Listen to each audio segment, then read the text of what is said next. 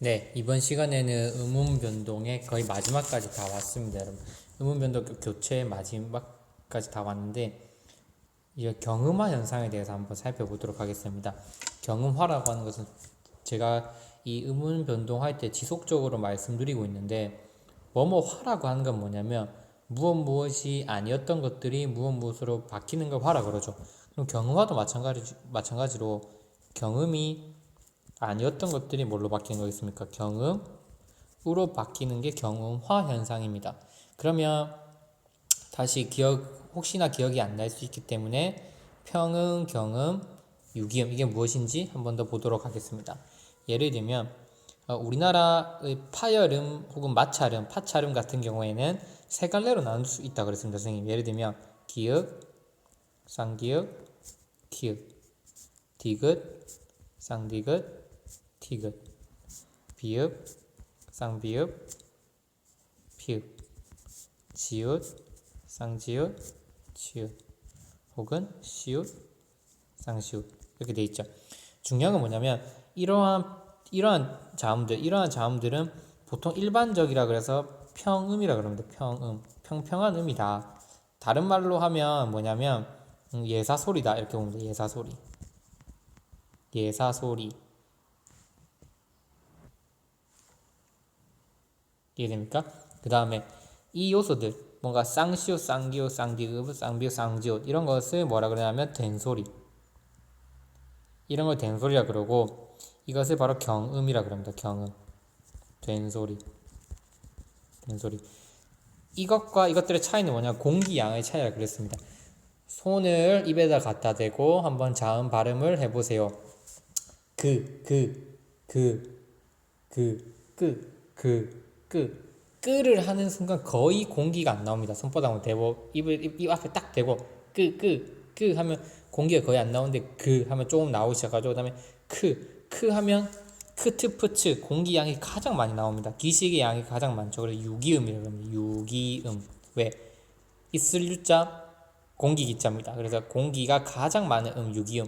한국말로 하면 예사소리 된소리 거센소리입니다. 거센소리. 그래서 죄송합니다. 그래서 이 된소리대기라고 하는 것은 결국 뭐 결국 평음이라고 하는 것들이 평음이 경음으로 바뀌는 겁니다. 알겠죠? 유기음이 경음으로 바뀌는 거 아닙니다. 평음이 경음으로 바뀌는 것이다. 여기 보면 평음이 일정한 환경에서 경음으로 바뀌는 음운 현상을 경음화, 즉 된소리대기라고 한다. 이러한 경음화는 다양한 환경에서 일어난다. 함께 보도록 합시다. 그래서 이걸 순우리말로 하면 된소리대기입니다. 된소리대기. 이해되죠? 그래서 이러한 경험화 현상 1번부터 4번까지 또 다양한 상황에서 일어날 수 있는데요. 1번 같은 경우에는 받침이 기역, 디귿, 비읍일 때, 그 뒤에 오는 자음이 된소리가 된다. 일단 된소리가 되려면 우리 알아야 될 게 된소리가 될 수 있는 자음들이 있어야 되잖아요. 이게 무슨 말이냐면 보세요. 계속해서 기역, 디귿, 비읍, 시읒, 지읒 이런 것들이 다 된소리가 있잖아요. 이거 보면 쌍기역 맞죠? 이거 쌍디귿, 그다음에 쌍비읍, 쌍시옷, 쌍지읒 이렇게 되죠. 그러니까 된소리가 되려면 일단 그 자음들이 된소리가 존재해야겠죠. 이 평음들이. 그래서 만약에 받침에 기역, 디귿, 비읍이 오고 그 다음 초성으로 기역, 디귿, 비읍, 시읒, 지읒이 온다면 그 다음 초성으로 기역, 디귿, 비읍, 시읒, 지읒이 온다면 된소리로 바뀌어서 쌍기역, 쌍디귿, 쌍비읍, 쌍시읒, 쌍지읒이 되는 겁니다. 예를 들어 볼게요. 옷을 입고 할 때 입고 보면 앞에 받침이 기역, 디귿, 비읍 중에 하나로 끝났잖아요. 맞죠? 비읍으로 끝났죠. 그리고 뒤에는 뭘로 시작해야 되냐면 뒤에서 시작하는 거는 기역, 디귿, 비읍, 시읒, 지읒 이 5가지 중 하나로 시작해야 됩니다. 왜냐하면 우리나라에서 경음을 가지고 있는 자음은 이 5가지밖에 없으니까. 근데 보면 기역으로 시작했잖아요. 맞죠? 이렇게 연결되잖아요. 그러면 이게 어떻게 발음되냐면 경음화 현상으로 인해서 입고 이렇게 발음됩니다.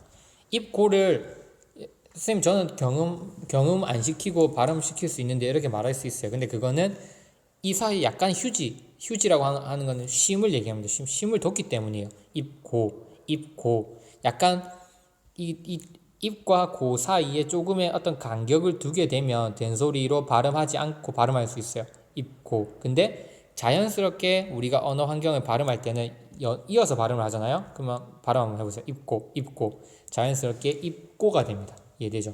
그래서 반드시 받침은 기역, 디귿, 비읍 중 하나로 끝나면 된다. 그 다음에 쌤 근데 닭자 같으면 쌍디귿으로 끝났는데요. 근데 닭자 이렇게 되죠? 죄송합니다. 닭자 쌍기역으로 끝났죠. 근데 이런 경우에는 평파열음화가 먼저 일어나서 즉 음절의 끝소리 규칙이 먼저 일어나죠. 그래서 닭자가 됩니다. 이해되죠? 음절 끝소리 규칙으로 닭자가 된 다음에 지금 이렇게 기역이 오고 뒤에 쌤이 계속 강조하지만 5가지 기역, 디귿, 비읍, 시옷, 지읒 이 5가지 중 하나의 자음으로 오고 있잖아요. 맞죠? 그래서 이거 연관이 되니까 이게 어떻게 바뀌냐면 닭자 이렇게 됩니다. 창문의 닭자. 그래서 만약에 선생님이 시험에서 이 닭자의 발음을 쓰시오 하면 최종 발음을 쓰시오 하면 닭자 이렇게 써야 됩니다. 만약에 좀 더 어렵게 내면 그 과정이 어떻게 되냐고 물어보면 첫 번째 음절 끝소리 규칙을 거쳐서 쌍기역이 기역으로 바뀌고 그 다음에 기역이 지읒을 경음화 시켜줘서 닭자가 된다. 이렇게 설명을 할 수 있어야 됩니다. 알겠죠? 그래서 밑자도 한번 보겠습니다. 자, 이제 선생님이 좀 밑자 이렇게 할 때는 보는 것처럼 밑자가 되겠죠? 근데 여기서 받침이 디귿으로 끝나고 지읒으로 시작하니까 연결됐을 때 이게 어떻게 되냐면 밑자 이렇게 발음될 수 있습니다. 이해되죠? 그래서 이 원리를 이제 알면 이 기역, 디귿, 비읍은 끝나고 만약에 받침이 앞 음절 종성 앞에 있는 음절 이게 앞 음절들이잖아요. 다 이렇게 나눠봤을 때 맞죠? 부억은 아니죠. 잠시만요. 부억은 여기서 이렇게 이게 앞 음절이겠죠. 이렇게 죄송합니다. 앞에 있는 음절이 받침이 기역, 디귿, 비읍으로 끝나고 뒤에 있는 음절 초성이 기역, 디귿, 비읍, 시옷, 지읒으로 시작할 때 앞 음절 받침에 의해서 뒤에 있는 음절 초성 기역, 디귿, 비읍, 시옷, 지읒이 쌍기역, 쌍디귿, 쌍비읍, 쌍시옷, 쌍지읒으로 바뀌어서 발음되는 현상을 된소리 내기의 한 일부로 볼 수 있다. 이렇게 할 수 있습니다. 알겠죠? 이 첫 번째 현상은 매우 강력한 의문 현상이기 때문에 예외적 현상이 없어요. 반드시 일어나줘야 됩니다. 알겠죠? 한 개만 더 볼게요. 예시. 이불을 덮지 않았다. 이불을 덮지 않았다. 이때 덮지는 이렇게 되겠죠. 그러면 지금 받침으로 기역, 디귿, 비읍이 온 건 아니잖아요. 근데 음절 끝소리 규칙을 거치게 되면 이 피읍은 결국 뭘로 발음됩니까? 덮지가 되겠죠. 그러면 덮지에서 끝나면 안 된단 말이에요. 우리는 왜? 받침이 비읍으로 끝났고 뒤에 지읒이 오기 때문에 이거는 다시 한 번 더 경음화 현상에 의해서 덮지가 되는 겁니다. 알겠죠? 그래서 꼭 이 절차가 어려워 보일 수도 있지만 하나의 원리만 이해하면 다른 요소들에도 충분히 적용시킬 수 있기 때문에 꼭 1번 숙지할 수 있도록 바랍니다. 알겠죠? 자, 두 번째. 어간의 받침 니은 미음 뒤에서 된소리 대기. 자, 원래는 받침에 니은 미음이 오게 되면 된소리로 발음되지는 않습니다. 일반적으로. 무슨 말이냐면 예를 들면 감자. 우리가 먹는 감자 있죠? 그리고 또 미음으로 끝나는 단어 뭐 있지?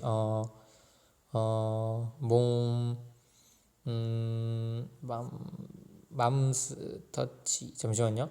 미음으로 끝나는 단어 기억이 니은이나 미음으로 끝나는 단어가 뭐가 있죠? 갑자기 생각하려니까 지금 생각이 안 나는데 간장 있죠. 간장. 그러니까 예를 들면 이 간장 발음을 하면 뭡니까? 간장입니까? 간장으로 발음하는 사람 없죠? 그러면 혼납니다. 간장입니다. 간장 뭐뭐짱 그 일본 그거 할 때 하는 거죠. 죄송합니다. 그래서 중요한 거는 받침이 니은이나 미음으로 끝날 때는 경어가 될 필요가 없어요. 일반적으로 그래요. 맞죠? 감자 맞죠? 이걸 감짜 야 우리 감짜 먹자 야 우리 간장에 찍어 먹자 이렇게 하는 사람 없습니다. 근데 일반적으로 니은 미음의 받침으로 끝났을 때는 우리 경음화 현상이 일어나지 않는데 예외적으로 이게 어간의 받침일 때는 된소리 대기가 일어납니다. 쌤 어간의 받침이 뭔가요? 어간은 뭐냐면 동사나 형용사에서 나타나는 겁니다. 동사나 형용사 중에서 변하지 않는 부분을 어간이라 그럽니다. 예를 들면 먹다 할 때 보세요.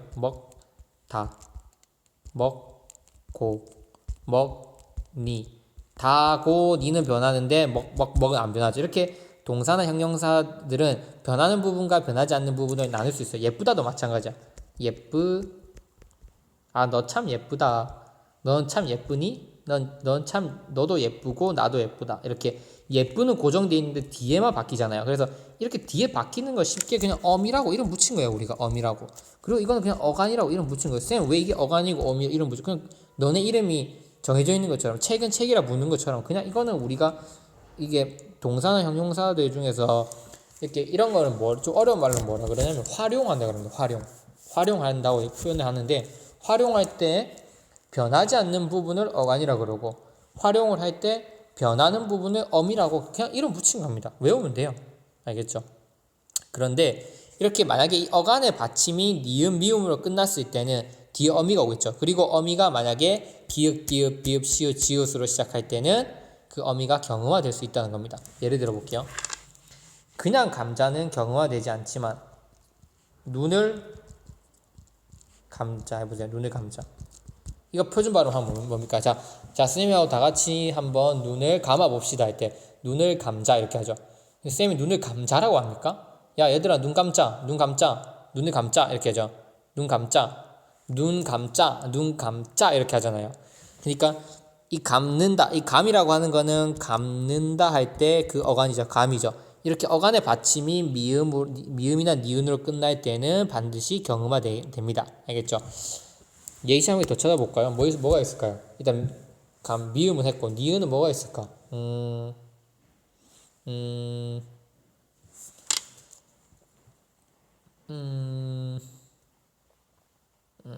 기억이 안 나네요, 선생님. 지금 니은으로 끝난 어간이 뭐가 있죠?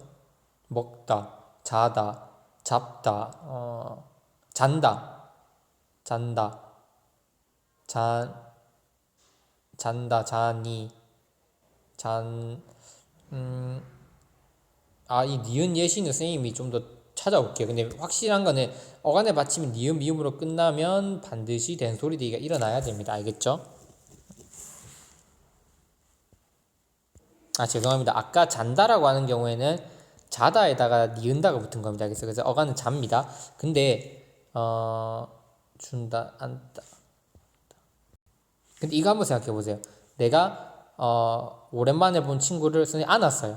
안다. 이거 표기라면 안다죠. 근데 발음으로 하면 뭐가 되냐면 안다. 이렇게 해야죠. 안다. 나는 친구를 안다. 안았다. 이게 안다. 앉는다 할 때 있잖아요. 그거. 책상에 앉는다 말고 이렇게 껴안을 때 앉다. 나는 친구를 안고 집에 갔다. 여자친구를 집에 안고 집에 갔다. 나는 여자친구를 집에 안고 집에 갔다. 부자연스럽죠. 여자친구를 집에 안고 집에 데려다 주었다. 이렇게 이해되죠? 무슨 말인지.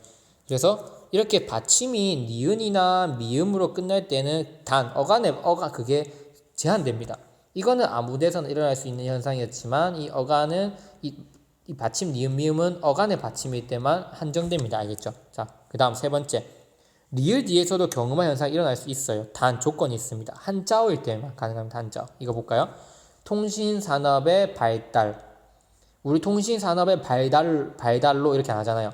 자연스럽게 발음하면 통신산업의 발달로 핸드폰이 일상화되었다 이렇게 한다고 치면 통신산업의 발달 이렇게 발음하잖아요. 그러면 이게 경험화 현상이 일어났다고 보는 거야. 왜? 디귿이 쌍디귿으로 바뀌었고 그거는 리을 뒤에서 바뀐 거잖아. 맞죠? 그래서 이렇게 봤을 때 왜 경험화 현상이 일어나냐? 리을 때문에 일어났다 이렇게 본 건 맞아요. 단 조건이 한 개 더 붙습니다. 리을 때문에 일어난 건 맞지만 한자어일 때만 성립 가능한다. 자, 공동생활에서는 질서가 중요하다. 질서가 중요하다. 이 질서도 한자어입니다. 그래서 둘 다 한자어이기 때문에 한자어이기 때문에 경음화 현상이 일어난다. 자, 경음화 현상의 마지막은 바로 리을 뒤에 된소리 대기입니다. 리을 뒤에 된소리 대기. 관형사형 리을 뒤에서 된소리 대기. 선생님 이거랑 다른가요? 이건 한자어일 때만 해당되는 거고 관형사형 리을은 이 관형사가 뭔가요? 설명하자면 관형사는 뭐 명사 이런 것들을 수식해 주는 겁니다. 예를 들면 새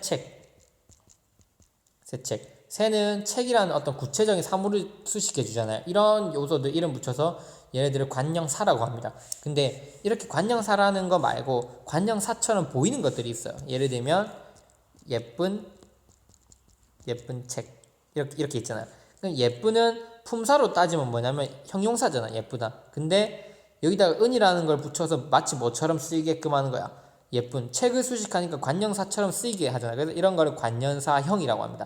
이런 관형사형을 만들어 줄 때는 니은이나 리을을 붙이면 돼요. 알겠죠? 예를 들면 예쁜 책 혹은 예쁠 책 이렇게 될 수 있잖아요. 예쁠 책 이렇게. 그래서 관형사형을 만들 때는 니은이나 리을을 붙여줄 수 있는데 이때 예외적으로 리을을 붙여줄 때는 뒤에 된소리되기가 일어난다. 예를 들면 나는 집을 나왔는데 갈 데가 없어. 나는 집을 나왔는데 갈 데가 없어. 이렇게 하잖아. 갈 데가 없어.